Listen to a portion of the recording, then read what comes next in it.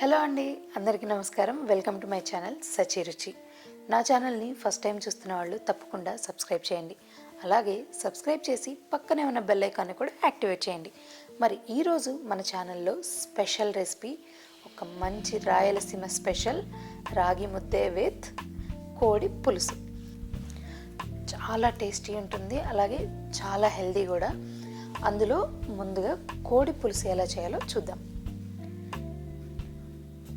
కోడి పులుసు మనకి మామూలుగా కోడి కూర వండుకున్నట్టు, అన్నంలో కల వండుకున్నట్టు మనం తిక్కుగా చేసుకుంటే, అంటే చిక్కగా చేసుకుంటే అంత బాగోదండి రాగి ముద్ద వీటికి.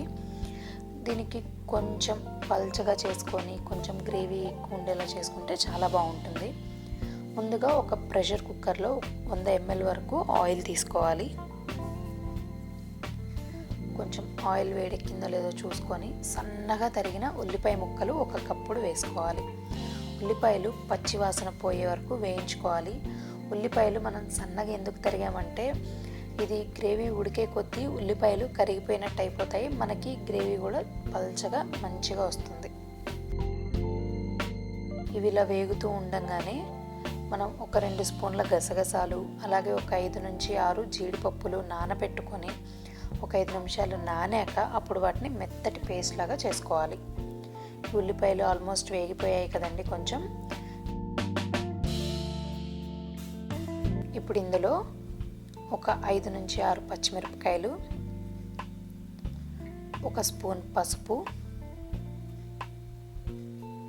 అలాగే ఒక 3 స్పూన్లు అల్లం వెల్లుల్లి పేస్ట్ బాగా మిక్స్ చేసి, ఈ అల్లం వెల్లుల్లి పేస్ట్ కూడా పచ్చివాసన పోయే వరకు వేయించుకోవాలి.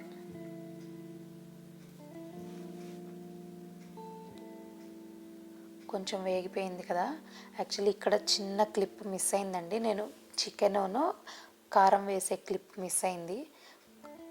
కాబట్టి ఒక 1/2 kg చికెన్, ఒక 2 స్పూన్ల కారం, అలాగే రుచికి సరిపడా ఉప్పు, ఇంకా ఒక 2 స్పూన్ల గరం మసాలా, ఇవన్నీ వేసి బాగా మిక్స్ చేయాలి. నేను ఇది ముందుగా మ్యారినేట్ చేసి పెట్టలేదండి, డైరెక్ట్గా వేసింది, కాకపోతే చిన్న క్లిప్ మిస్ అయింది.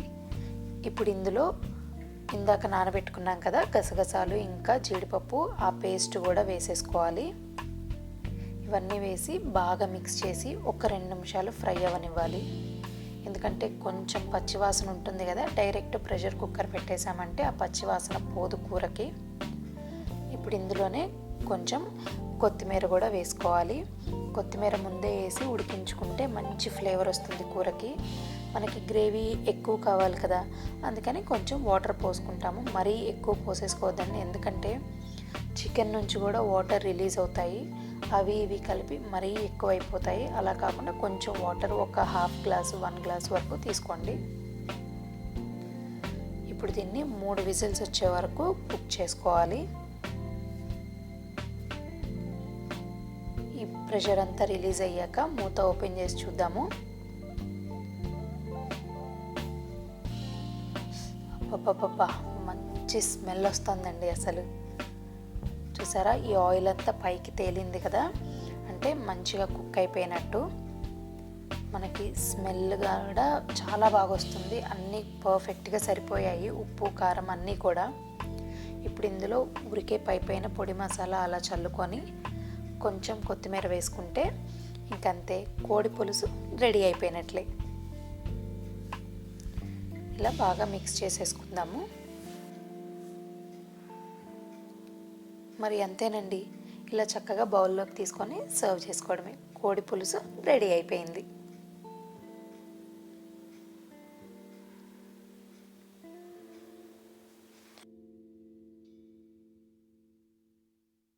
మరి కోడి పులుసు రెడీ అయిపోయింది కదా, నెక్స్ట్ ఇందులోకి తినడానికి రాగి ముద్దలు చేసుకోవాలి కదా.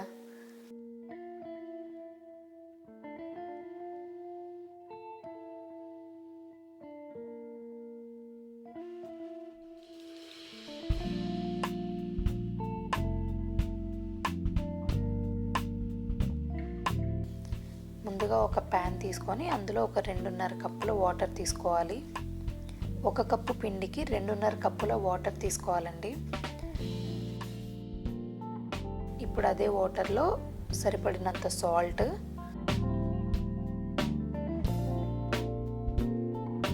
అలాగే 1 స్పూను నెయ్యి ముందుగానే వేసుకొని వాటర్లో మరిగించుకుంటే అది ఫ్లేవరు చాలా మంచి ఫ్లేవర్ వస్తుంది. ఈ వాటర్ అంతా బాగా మరగనివ్వాలండి. ఇలా వాటర్ అంతా బాగా మరిగాక రాగి పిండిని ఇలా వేసేసుకొని ఉండలు కట్టకుండా కలుపుతూ ఉండాలి. లేదంటే మనం వెంటనే కలపకపోతే ఉండలు కట్టేస్తుంది రాగి పిండి. ఎందుకంటే రాగి పిండిలో జిగురు ఉంటుంది. అది వెంటనే ఉండల్లాగా కట్టేసి మనకి తర్వాత మిక్స్ చేసుకోవడానికి వీలవదనమాట. అందుకని అది ఉండలు లేకుండా వచ్చే వరకు అలా కలుపుతూనే ఉండాలి. ఇలా బాగా కలుపుతూ ఉంటేనే అవి మనకి ఉండలు అవి కట్టుకుని ఉంటాయి. రాగి చాలా ప్రోటీన్ అలాగే చాలా విటమిన్స్ ఎక్కువ ఉంటాయండి. ఇది కనుక మనకి మంత్లీ ఒక్కసారి కనుక పిల్లలకి కానీ ఎవరు ఇంట్లో కొంచెం వీక్గా ఉన్న వాళ్ళకి కనిపెడితే చాలా మంచిది. మనకు అందుకే చూసారా పసిపిల్లలకు కూడా రాగి ఉడకపెట్టి కొంచెం బెల్లం వేసి పెడుతూ ఉంటారు. ఎందుకంటే చాలా హెల్దీ అన్నమాట ఇది. ఇలా మూత పెట్టి ఒక 5 నిమిషాలు ఉడికించుకుంటే కొంచెం చిక్కగా అవుతుంది కదా. చూసారా కొంచెం చిక్కగా అయింది కదా. ఇందాకటి మీద ఇప్పుడు మనకి ఉండలు కూడా ఏం లేవు. ఇప్పుడు ఇందులో ఇంకొక స్పూన్ నెయ్యి. ఈ 1 స్పూన్ నెయ్యి కూడా ఎందుకంటే మనం మూత పెట్టి ఉడికించుకునేటప్పుడు ఏమీ ఉండలు అవి కట్టకుండా ఉంటాయి. అలాగే ఫ్లేవర్ కూడా స్మెల్ కానీ ఫ్లేవర్ కానీ చాలా బాగా వస్తుంది.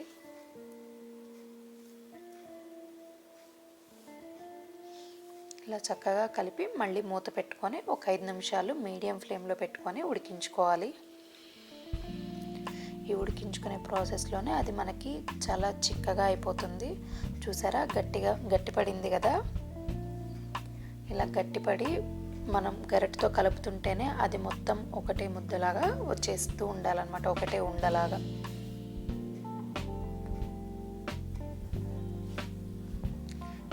ఇలా వచ్చినప్పుడు ఇప్పుడు స్టవ్ ఆఫ్ చేసేసుకొని మూత పెట్టి ఒక 5 నుంచి 10 నిమిషాలు పక్కన పెట్టేసుకోవాలి. ఎందుకంటే వెంటనే బాల్స్ లాగా చేసేయలేం కదా, చెయ్యి అది కాలుతుంది కదా. అందుకని ఒక 5 నుంచి 10 నిమిషాలు పక్కన పెడితే అది కూడా ఇంకొంచెం గట్టి పడుతుంది. మనకి చేయడానికి కూడా చాలా ఈజీగా ఉంటుంది.